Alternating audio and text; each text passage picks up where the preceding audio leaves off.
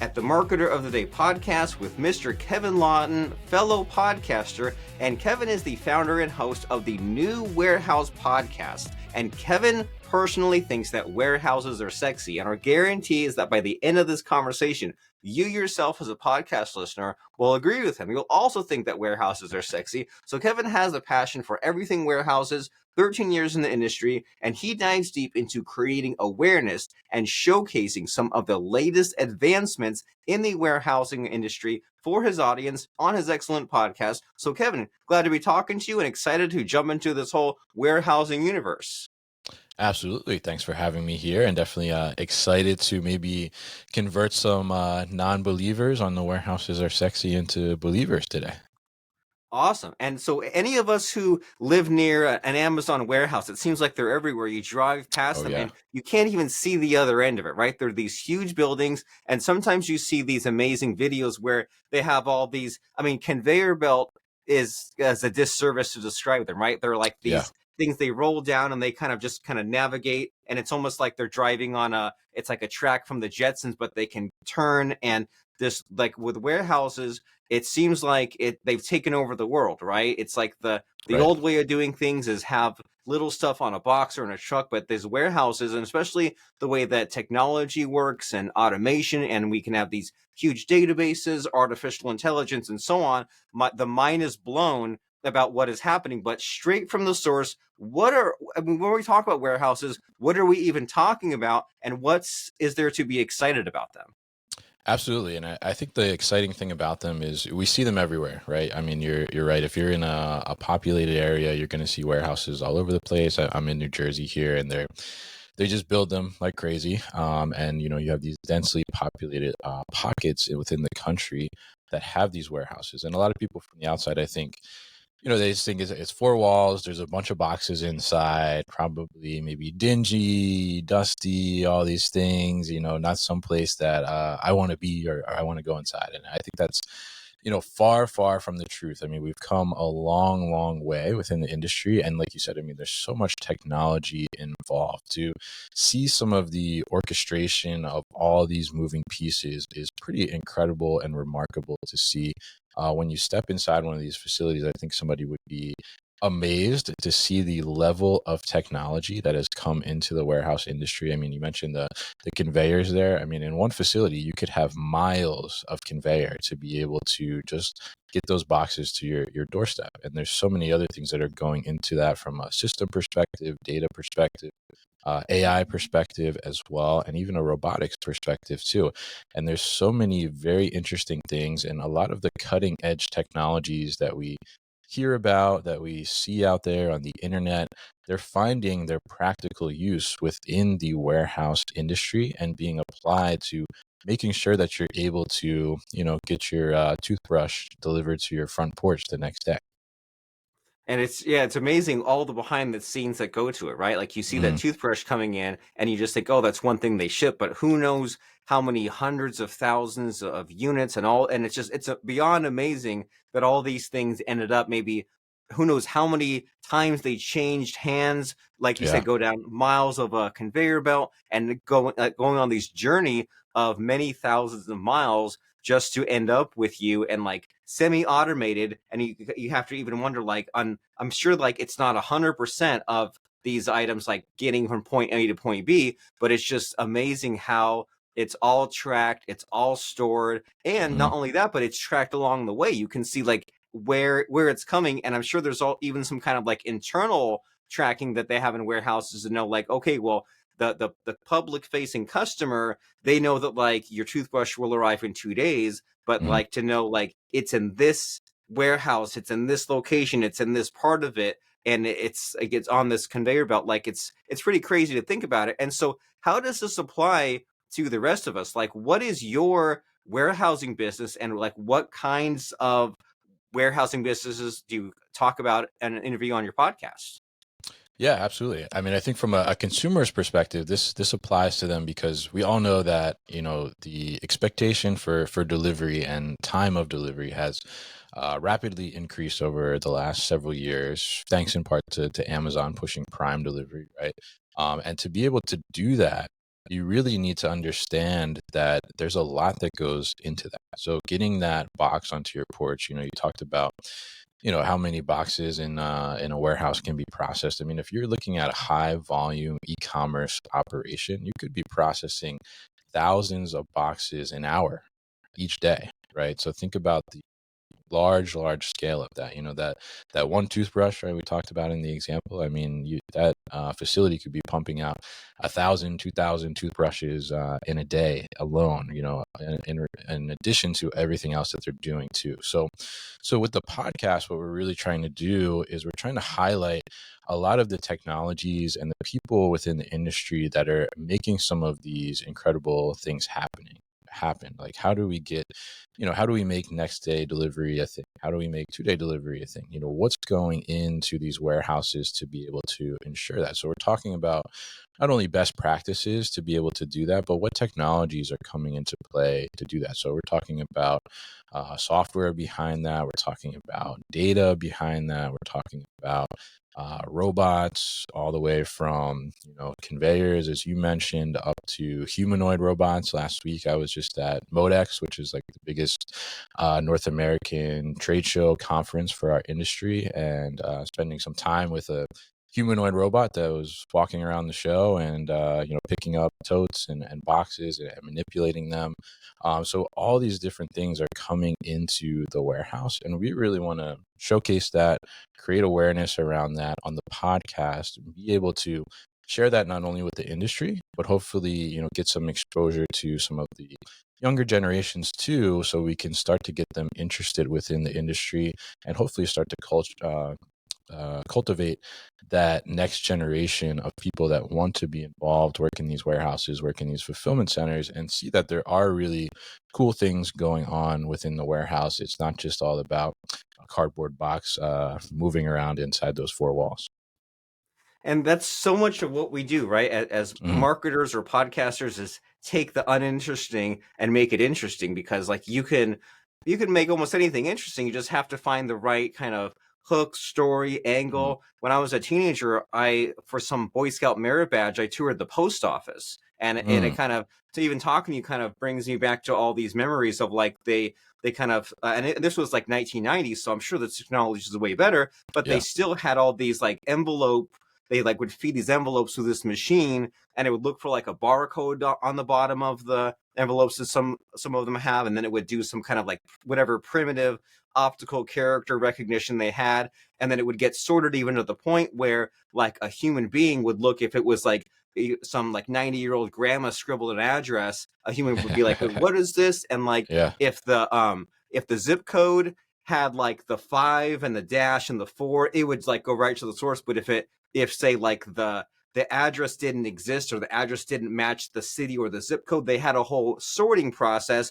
And even now, like decades later, I still think about that visit of just like, well, you would on the surface think this is an impossible problem to solve, right? Like dealing with all these boxes, all these warehouses, human error. But it's like if you sort all these things and say, well, this is like the A amount where like automation will take Mhm. care of it, and B amount like semi-automated, down to like, well, maybe if some things go wrong, if like a box is damaged or like a missing shipping label, then like maybe you have a little bit of human interaction. But if that's only like 2 or 5% and not 90%, then you can be really efficient. And so, like you said, getting the next generation of the kids these days excited about what's possible, both in terms of like the humanoid robots has the flashiness, but also Mhm. just the speed and the numbers. That's cool too. And so you mentioned best practices, and so what's even the starting point here, like as far as where like bad warehouses versus good warehouses, like what are the best practices, what are the kind of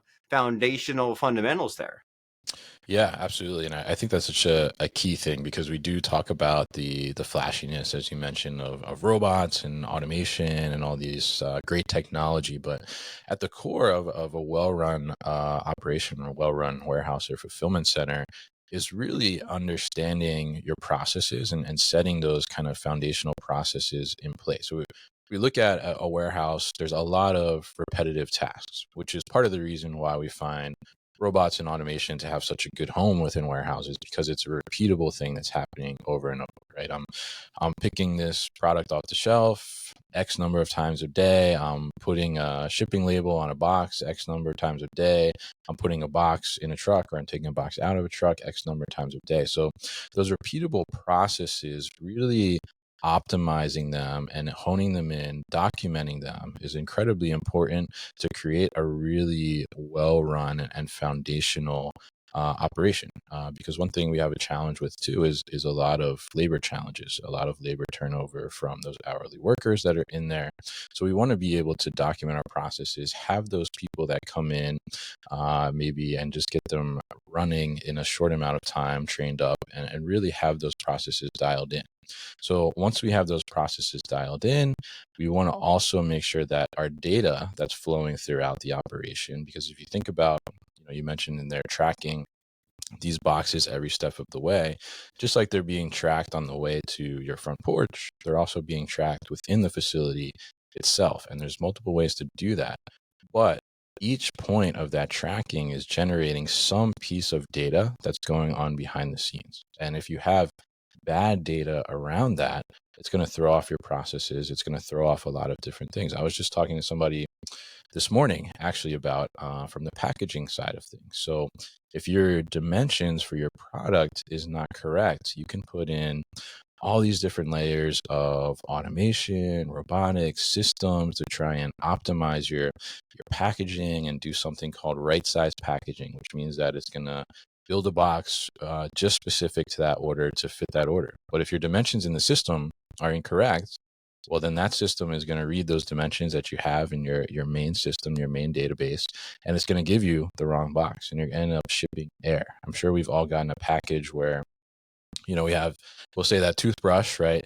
And there's about, all this space floating around that toothbrush. And you're thinking like, why couldn't this be in a smaller box, right? Well, a lot of that goes back to the data that's behind it. And if those dimensions, for example, are not correct, it's going to throw a lot of things off. So we want to make sure at our core, foundationally, we have those processes, we have the data set up, and we're taking care of those people as well.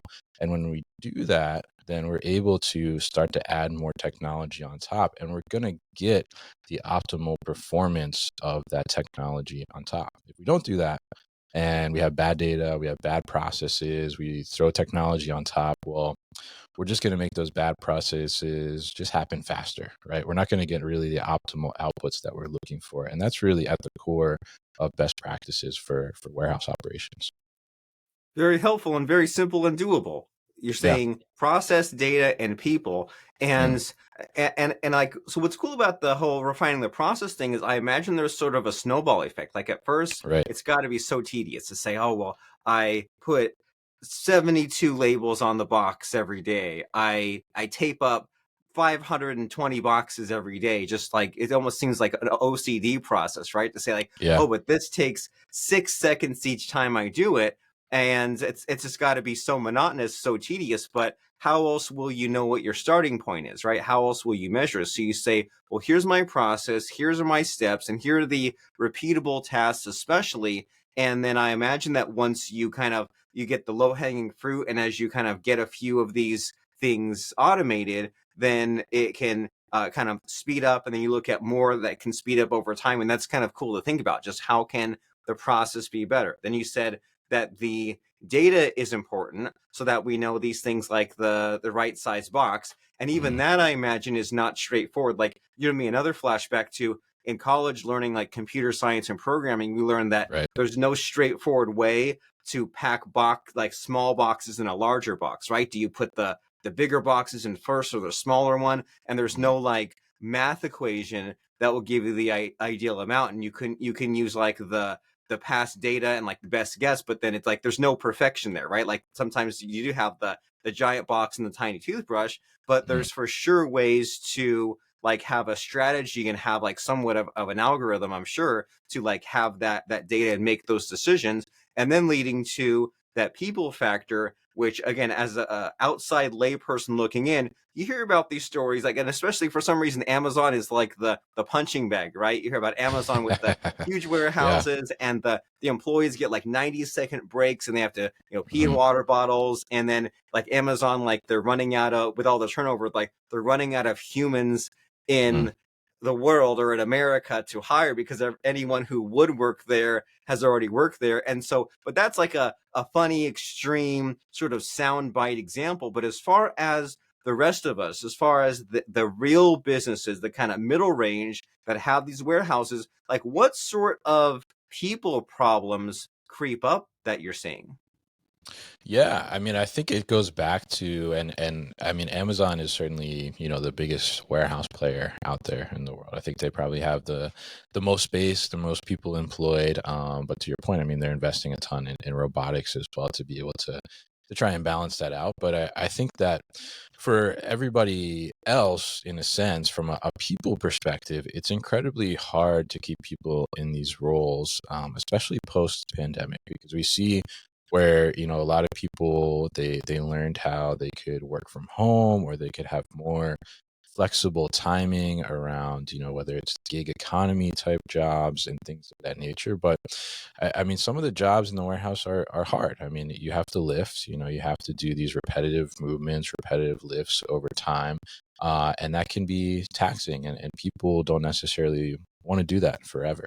We talked about slapping labels on boxes. I mean, the average person, I think, doesn't want to spend 8 hours a day slapping 1,000 and labels on a box, right? I mean, so there needs to be some understanding of that, and where is the balance, and where can automation come in and take away some of that monotonous, repetitive stuff. But also, how do you recognize that for employees, and how do you go about giving them an environment where they feel like they can develop within there, or they feel like I'm not going to do the same exact thing every day. So you can create some type of rotational programs where they can be cross-trained. You can bring them into different departments. You can make those things easier for them. And there's a lot of technology too in between that will make it easier for them. It's not going right to robots. You can bring in certain type of handheld computers or scanners that'll make their job easier. Anything you can do to make that environment better for them, I think goes a long way in not only attracting employees, but also retaining those employees as well. We talked about the densely populated warehouse pockets of the country, and Amazon certainly is a huge challenge, I think, for a lot of the small to medium sized businesses in trying to get workers, because Amazon has the pockets, right? So Amazon can offer $1 more an hour, can offer $2 more an hour. And when you see, and I've been in this scenario as a plant manager before, where we were in a very densely warehouse populated town, and we were operating there, and you drive to work, and you see popping up at some of these big warehouses, they're offering $2-3 an hour more than we were at the time, right? And that your employees are driving by that. And it's how do we, with a smaller budget, how do we make sure that they're comfortable enough that that sign isn't gonna catch them, and they're gonna jump to another company just because of the money. And oftentimes, I mean, that does happen. I mean, even 50 cents more an hour can persuade somebody to make a move like that. So it is a very competitive, challenging environment. But if you can create somewhere where that worker feels valued and feels like you're investing in trying to make that job easier for them, trying to make them more productive without them having more manual labor to be able to do that, then I think you can really kind of create a winning combination to attract and retain those employees. That has to be fun to think about. I mean, like just as far as it being a problem that's never quite solved, right? That you just Yeah. might always be trying to find different ways to retain the talent and but also obviously you don't want to like price match anyone that comes along, and then also make it where those workers do get fulfillment and they do enjoy what they do, so they don't want to leave, but then also fighting the boredom, but then also not making Mhm. your system too complicated. Like say you're rotating the different tasks, like then maybe have some kind of a system in place to track that. And then also you're saying that we don't necessarily have to just throw out all the people and jump to robotics. You can do the Right. scanners or like automate some of the tasks that are just too repetitive or too boring in it. So it seems like something that's fun and interesting to navigate, especially on a podcast, especially when you have these different guests who are they're still in warehousing, but they're in different industries. And so,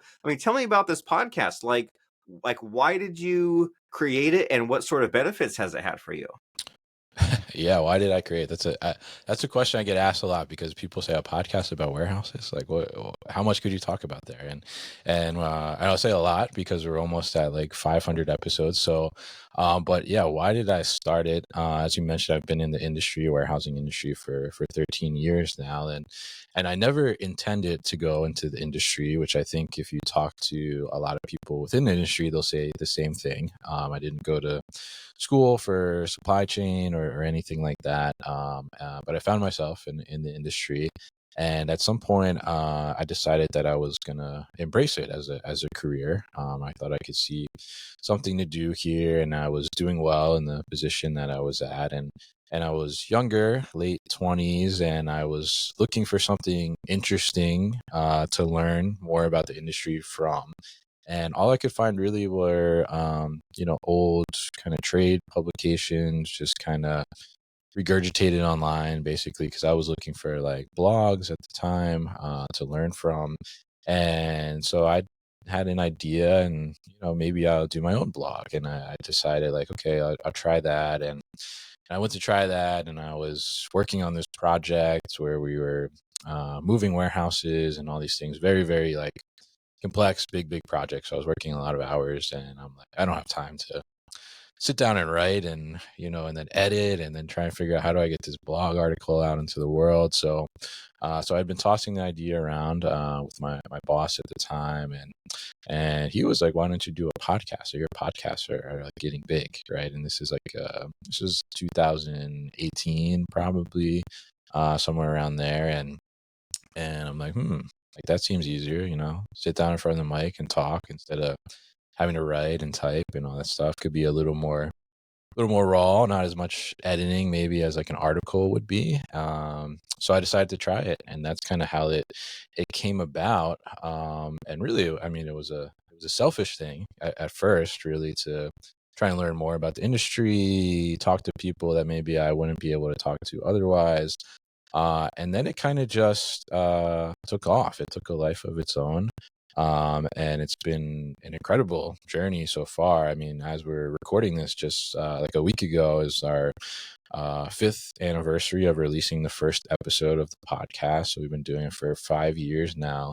And never would I ever think that, we'd still be doing this 5 years from now, but it's given me so many opportunities to talk to people in the industry that probably otherwise I wouldn't have connected with. I mean, I've certainly learned a ton about the industry. It's given me the opportunity to attend a lot of events that otherwise I probably wouldn't have attended or wouldn't have the opportunity to. I mean, one most notably was I was flown out to Ireland by a forklift company called Combi Lift to celebrate their 25th anniversary with them, all expenses paid, and go out there as media, which, if you asked me 10 years ago if I would ever be media, I would probably laugh and say, like, I don't think so. I mean, how would that even be possible, right? So a ton of opportunities to be able to just connect and network and really find ways to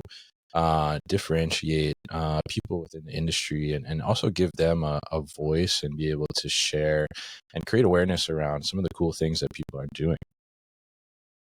Wonderful. And I love your journey. It's taking on a life of its own. And I can relate Yeah, in a lot of ways in saying, well, I need to stay relevant. I need to put out the content, but then writing a blog and just it being yourself. I mean, maybe if you put out like one or two a month, it could be really good. But then if yeah, every Monday, every Friday, you have to come up with something, it's only a matter of time before you fall into saying, oh, here's 5 tips about the sign outside your warehouse. It's like after a while you're running out of stuff. But then if yeah, you're podcasting, then that's a lot better. And then you have guests, and that's even more better. And then this idea that your media, then it has all these other benefits you're mentioning, right? Like you yourself get all ideas, you yourself get all these connections. You're building up this asset, this kind of traffic source, but it's also something that like brings in traffic. And then in the long run, you're helping out a lot of these other businesses where they might not even have been on a podcast before, or they might not be getting yeah,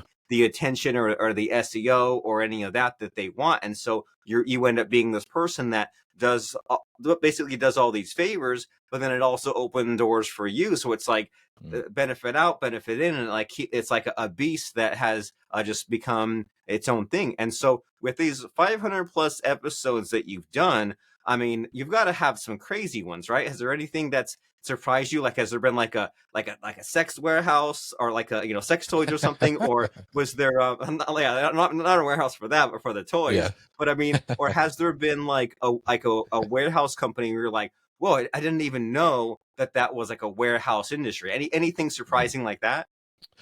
Yeah, I mean, I think one thing I'll say kind of in the beginning, because I learned early on, and for any other like podcasters that are listening, that I could be considered media, right? So I went to a trade show for the industry early on, and I kind of like took a chance to say like, oh, maybe like they'll recognize me as press, right? So I did that. I signed up as press, and they approved me, and that was a great thing. And we've had a great relationship with the show organizer for a long time now. We were just at their show last week, actually, and yeah, I mean, through that, then I started, getting all these press releases and pitches sent to me, and it was a great way to cultivate guests. But one that caught my attention early on was this company was doing something called micro fulfillment. And micro fulfillment, what is that? I've never heard of that. And part of the press release was that, they're doing e-commerce fulfillment orders out of I think it was on the fourth floor of office building in the middle of Manhattan. And so I'm like, a warehouse in the middle of Manhattan on the fourth floor? Like, how can this even work, right? I couldn't even wrap my head around, like, what does that look like? How do they get packages downstairs? All these different things. So I reached out to him. I'm like, I'm in New Jersey, so I'm like, is there any way I could come up and see the place? And so sure enough, they agreed, and I came up there and checked that out. And I think that was kind of like that was a little bit eye-opening to the flexibility and the possibilities of how we could look at fulfillment and warehousing in different ways. And kind of since then, I've seen kind of the growth of things to be able to enable some of these unique spaces to become warehouses. And, talking to some people that have created their own 3PLs, which are third-party logistics companies that do all the shipping services and everything for other brands. I mean, I've talked to somebody where they started in an old funeral home, somebody that started above a wedding dress shop, somebody that started in a self-storage unit, someone that started in a dance studio. So all these creative things coming together to be able to just fulfill orders and get orders to customers. It's pretty mind-blowing sometimes, some of the things that people have been able to accomplish. But I think that's probably some of the things that stand out as just some of the unique spaces that have been utilized to do warehousing. It's an amazing world out there, and you're Yeah. giving me flashbacks to in the early days of Amazon FBA and the Mhm. e-commerce, and getting into some of those communities and just seeing just some of these businesses exploding, Yeah. and so these alternatives to help the explosion be a more controlled one, where you would see some of these people like get like space out on the loading dock, and I would think like that's really crazy and scary, but then other people would be doing the 3PLs that you're mentioning, where like Mhm. maybe they would be disallowed from using the Amazon's warehouse, or maybe it just was too cost prohibitive, and they would go to this like third party solution. And then other people in the community would be coming from the other side. They'd say, well, we will provide the warehouse for these e-commerce sellers, and you can just plug into this business. And it's amazing that there's all these availabilities for us today. And so I have to know, micro fulfillment, what was that? How did they make it work from the fourth floor of a Manhattan building? Yeah. So the micro fulfillment, I think, the name is a little misleading sometimes, right? Because you think micro, you think like very tiny, right? But the scale of your business. So Amazon actually now is very focused on micro fulfillment, but to them, micro fulfillment means that they're very close to the customer. So Amazon is investing a lot more in smaller buildings for them, which would be like 150,000 square feet, which is not that small, right? Versus 1 million square feet, which are the huge ones that you mentioned earlier in our conversation. But from this perspective, the micro fulfillment, what they were doing and their focus was that they were very close to the consumer. They were in the middle of Manhattan, right? So very densely populated. So they were able to enable 2-hour delivery, same day delivery to those customers, and even scheduled delivery as well, to be able to ship those out and have them delivered. So how they were able to do that, they were able to leverage a larger warehouse outside the city where they would hold bulk inventory, and then based on predictions and understanding historical order volume, they were able to only stock quantities for the week within that small space. And that meant that they didn't have to store a ton of product there. So getting products up in the freight elevator, it was not that much to move in from the street. And then they would ship it out via these Uber couriers or people on bikes. And they would come up the elevator, they would come and pick up the package and just be like one package or one bag of product. And then they would take it on their way. So they were able to accomplish this in a very small space, in a kind of a unique space for a warehouse when you think of a traditional warehouse. But they were able to make that happen, and focusing on kind of that core understanding of, let's get this out same day, or 2-hour delivery, that really helped to be able to enable that. I love it. And this whole conversation, I've been trying to figure out what is the itch that gets scratched talking about these warehouses. And I think that we finally nailed it. It's this idea of having a crazy problem and Mm, some kind of an ingenious solution that's devised by like thinking outside the box, or by having the math really dialed in and having that math problem say, okay, well, we can deliver in 2 hours, and just by having being able to deliver a crazy promise that can be fulfilled, it ticks a lot of the boxes, right? There's like the yeah. marketing and the salesmanship combined with like the mathematics and the data and the programming coding. It's like when Amazon kind of first became big, and they were talking a lot about the just in time Mhm. delivery and shipping. And then even when the same day delivery on some items started, my mind was blown.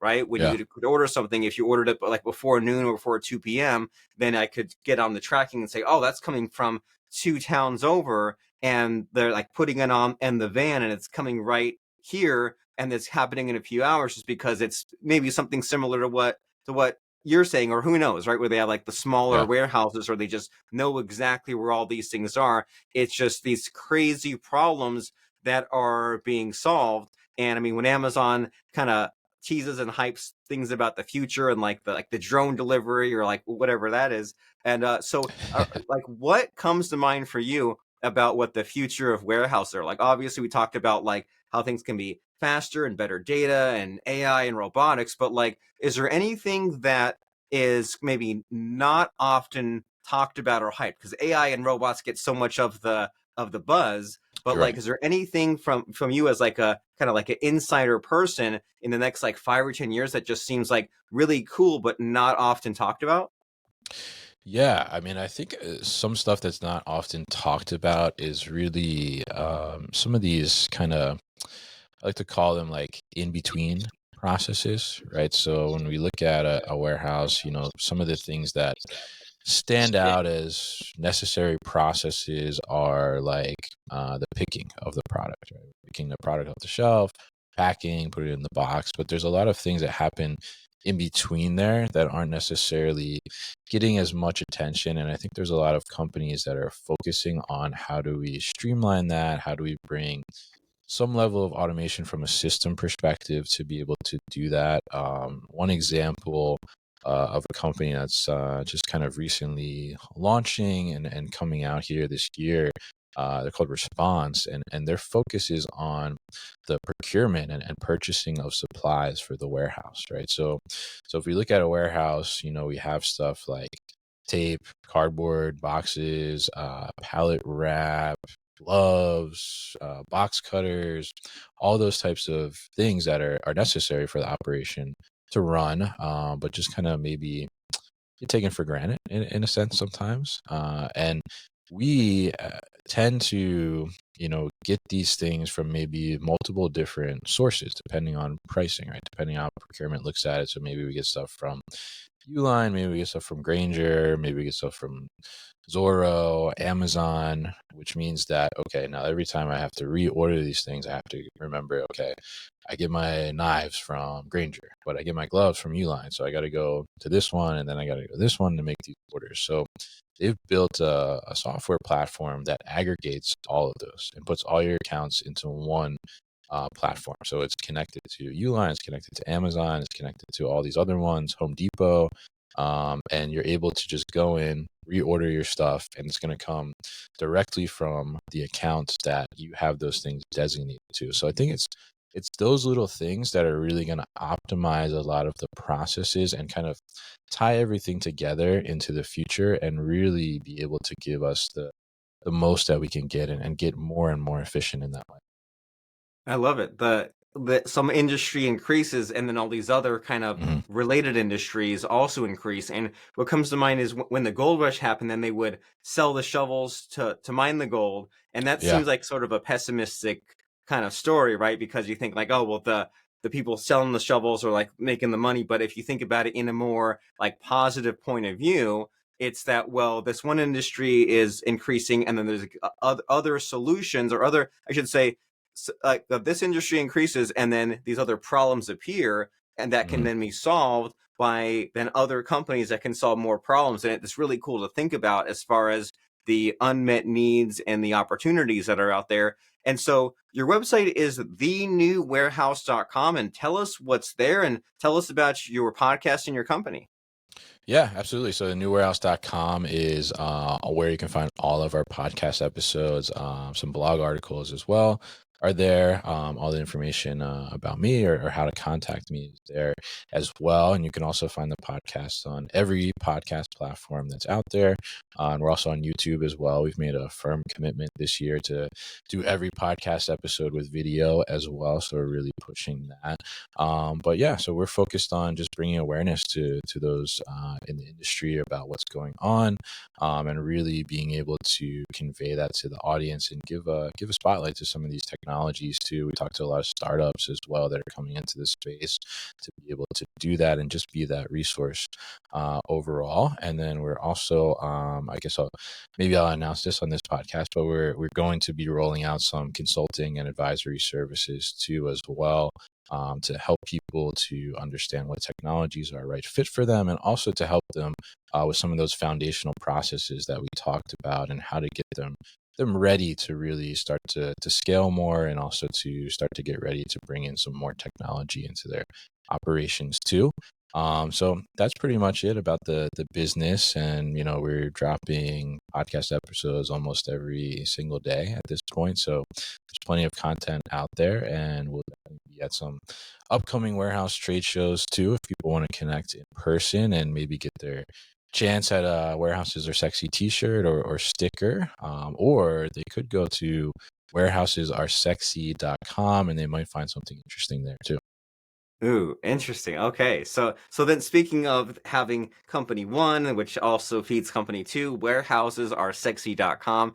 And you're so right that there are so many podcasts out there that are so specific, but that's the day and age that we live in, right? Where things can be Yes. very niched down. And some of these companies are huge. Some of these startups are really on a rocket ship. And so there's definitely the value in, I mean, I'm sure there are people that listen to every single one of your podcast episodes because Yeah. this is their job, this is their industry, this is their company, this is their future. And this, I mean, warehouses really fulfill a lot of needs out there for the public, but then there's also the people where this is their business, and they eat, breathe, and sleep warehouses, hopefully not sleeping in the warehouse, but they're just like always thinking about what are the Yeah. latest things that maybe they're missing or could be doing better to up the competition, or what's happening in the future. And so thenewwarehouse.com is the podcast to go there and check out those episodes that are dropped almost every single day, and to check out those blog posts, and to also find out about the consulting offer that Kevin Lawton and his company are putting out there. And so as we wrap up our conversation here, Kevin, with all of the things that you've grown into and seen, do you have any final sort of quote or lesson to leave us with? It doesn't have to necessarily be about like warehousing, but it could be about like business or life. Just quote or lesson. What comes to mind? Yes, I think, and this is one thing that's been coming up in conversation a lot recently. Has been working with some students within supply chain too, and I think my advice and what I've learned over the years, there was a point at which I switched on being more curious and being not afraid to ask why certain things work the way they work, and I think that has been such a great way to increase my knowledge and my education overall in my industry and just in general how things work, even with the podcast itself. I mean, I'm not traditionally by trade a marketer, but I guess through the podcast I've become somewhat of a marketer, but I've had to figure out why. And asking the question of people that are marketers, how do you do this, or what matters in this sense? If we want to try and get a sponsor or an advertiser, what metrics are important, and figuring that out, and just having that curiosity, I think has taken me so much further. If I had just maybe said like, oh well, this is the way it is. Okay, let's move on, right? So that would be my advice: is be curious and don't be afraid to ask why.